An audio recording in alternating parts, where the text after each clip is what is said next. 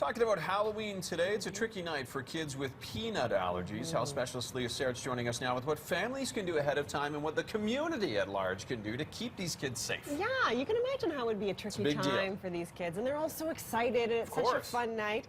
But about 1% of children have a peanut allergy. So if we just break that down, that's 10,000 kids in Calgary. So if you're seeing between 50 and 100 kids at your house that night, there's a very good chance that you're handing out candy to a child with a peanut allergy. So just something to keep in mind, absolutely. So I spoke with allergist Dr. Joel Doctor about the best way to keep your child safe on Halloween night. It's worth just sitting the kids down for a couple of minutes before they go out trick-or-treating just to talk about the issue of peanut allergy. Put it back on the radar screen so they can focus on that issue over the course of the evening and not disregard it completely. So a brief discussion can be very helpful. As part of that discussion, they should also just review how to treat an allergic reaction. So if something does happen, the child or the responsible caregiver going with the child has an EpiPen injector and knows how to use it and knows where to use it. So it's worth having just a brief discussion ahead of time. Always a good idea to plan ahead, of course. So, of course, the main way to treat a serious allergic reaction is, of course, with an EpiPen, like you're seeing right there. So, Joel just demonstrating how you do it. It goes right into the thigh, and you hold it there for 10 seconds. You have to hold it. That's the key. Yes, you do. 10 seconds. It's got to stay there. You bet. So, the general guideline, if the child is having any kind of difficulty breathing, you want to use that EpiPen or the Allergic device. Same kind of deal. Better off to use it, actually, than withhold it. So, it's a much better idea to just use it. It's not going to hurt them if, in fact, they don't even need it. Better idea to absolutely go ahead and use the EpiPen. Other good rules of thumb for families with peanut allergy: do not let the child eat any candy when they're out trick-or-treating. Absolutely not, because you just don't know what's going to sneak in there.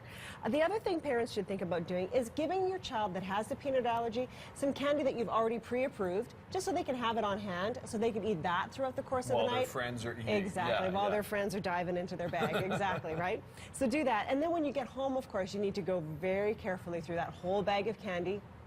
And Dr. recommends just getting rid of the stuff that has any peanut or that may even possibly have peanut in it. Even if there's a possibility, he's like, just get rid of it. Get it right out of the house. Absolutely.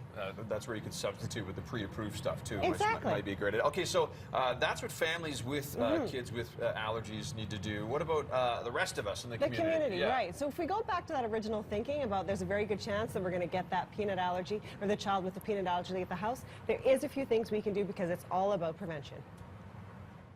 I think the community at large could really help if they were simply not to hand out peanut-containing candies.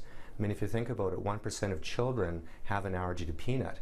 So if you're seeing, 50, maybe 100 kids over the course of the evening, they may well be dealing with at least one child who has a peanut allergy. And the last thing anybody would want to do is give a child a candy that will make them sick to the point they end up in the hospital on Halloween, when they should be instead having just a great time. Right, they just want to have a good time, I was just asking you which candy I should get, because I'm buying it today. Right, this is why we aired the story today.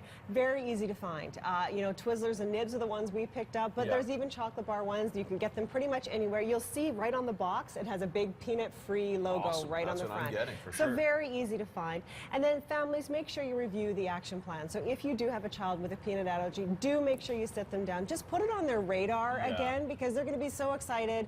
They're going to be so excited to get out there and wear their costumes with their friends. Just remind them, yes, let's have a good time, but you do have a peanut allergy. Let's be really careful out there tonight. So, and then the other thing you have to remember out there, if you're a parent and your child has a peanut allergy, they're going to be downplaying their symptoms, because they do not want to leave. They don't want to go home. So even if they're having an allergic reaction and they say, oh, Mom, my throat's a little bit itchy, really be vigilant, because, in the next few minutes, then we could be talking about the hives and the difficulty breathing. So just know that they'll very likely downplay those symptoms while they're out there having a good time. Good advice. But as a community, let's hand out some peanut-free candy and make sure everybody's safe. I'm going to get it today on my way home from work there you here go. for sure. You're going to put all this on your blog, It's all right? on the blog, you bet. Good site.